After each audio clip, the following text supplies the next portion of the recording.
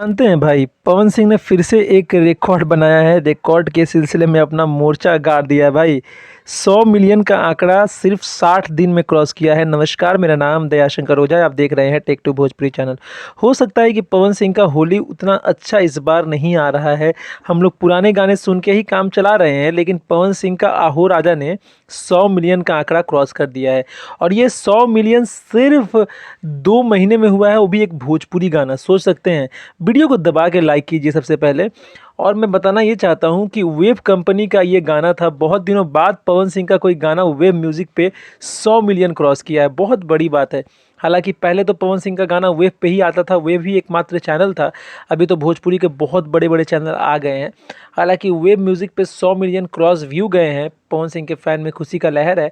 तो मैं यही बोलूँगा कि ये सारे पवन सिंह के बाकी फैंस तक ज़रूर शेयर कर दीजिएगा। मेरा नाम दयाशंकर ओझा है। आपके लिए एक अपडेट था, सोचा कि आपको मैं पहुंचा दूं।